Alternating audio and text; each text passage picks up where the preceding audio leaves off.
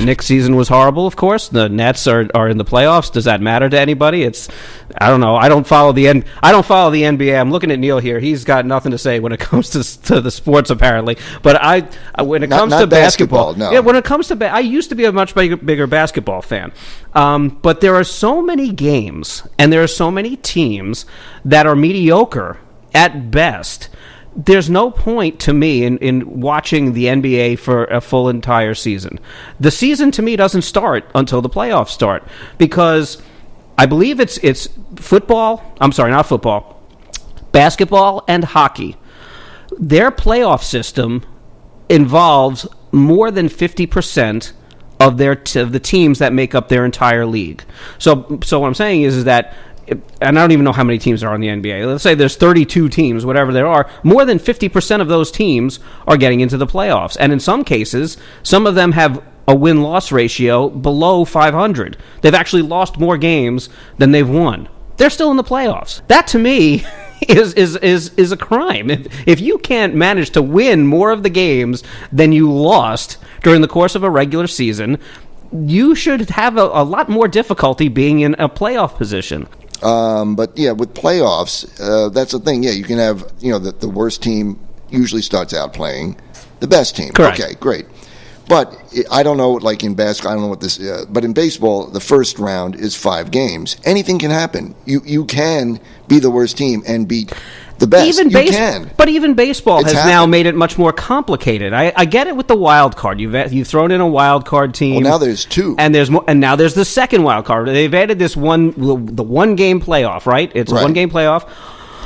Okay, I mean, how much more revenue can they squeeze out of a market at this point? That's the whole. Let's be honest. Of course, that's what it's all about because it's very more people are interested in when it comes to playoffs, I suppose. And yeah, I get a 1-game playoff can be fascinating. And like you say, a 5-game series is much different than a 7-game series. That's different. But even there, when you're talking about teams that are still. When you start adding so many rounds of playoffs, you start diving into the teams that don't maybe really deserve to be there. And when you've got it separated... that 1 game, you're basically talking about the worst of the best, or the best of the worst. The best of the worst, right. Yeah. Right. So, I mean, how exciting is that really? I guess it's exciting. If you're a fan of the team. If you're a fan of the team, I guess it's exciting, but it's certainly not a game I'm going to care about unless it happens to be my team, which I really don't have one. But, at some point, they watered down the whole, to me, sports have been watering down the whole playoff system for years. And to me, that has served to be a negative for the entire playoff season, the entire regular season of these sports. For me, I mean, hockey was never a factor for me. I'm not a fan of hockey at all. I was interested in getting into hockey a couple years ago when the Rangers and the Devils had their terrific series a couple years ago. They had a couple of games that went into double overtime, but then hockey was locked out the following year, and it prevented me at all from becoming a hockey fan. The only reason I liked the Rangers was because of Mike Richter, but for obvious reasons. There you go. He's your brother, right?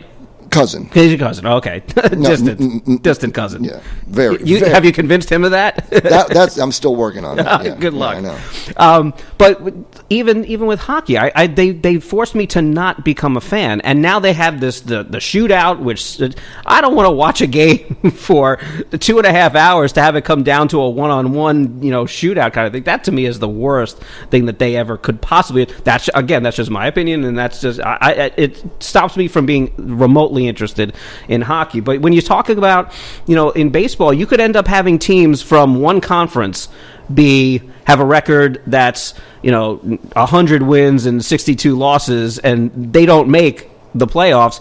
But a team in another division, because of where they happen to end up in their division, that has a record of 90 wins and 72 losses, makes the playoffs. They won fewer games over the course of the season from this team from the other division, but because of what division they play in, they make the playoffs.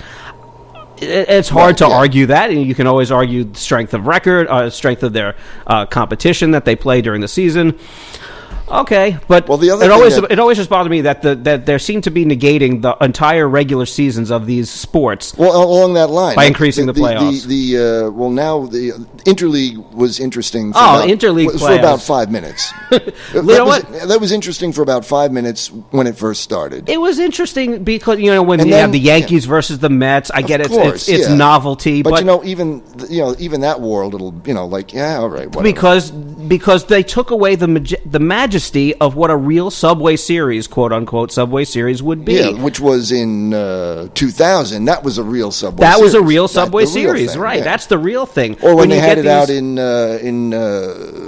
with Oakland and San Francisco. They had one with the Cardinals and the Kansas City Royals. Yeah, so that's a real quote unquote Subway Series. But then when they water it down, now it's all completely watered down. Now the interleague, it was down to maybe a week or two, I don't know, earlier in the season, then a week or two. Now it's throughout the whole. Yeah, I think the Yankees Yankees doesn't even matter. Weren't the Yankees playing the Cubs the other day? Yes, that's what I mean. Who cares? Yeah. I mean, they should not be playing the There's Cubs. no delineation between the two leagues. The only time the Yankees should be playing the Cubs is if the Cubs miraculously ever make it to the World Series. Oh, so that's the real what World you're saying Series. is that it'll never happen. Well, yeah, right. But even the fact that it did happen. Yeah, I know. Well, I mean, it takes away the luster of a real World Series. What if it really did happen?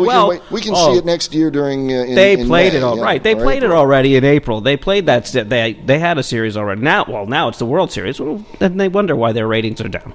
Oh well. I mean, I think that the idea is to boost the ratings. Say, here's two teams that never really play each other. It's going to make people, if they have a certain star on their team that you would never get to see play in your city or in your at your stadium or whatever.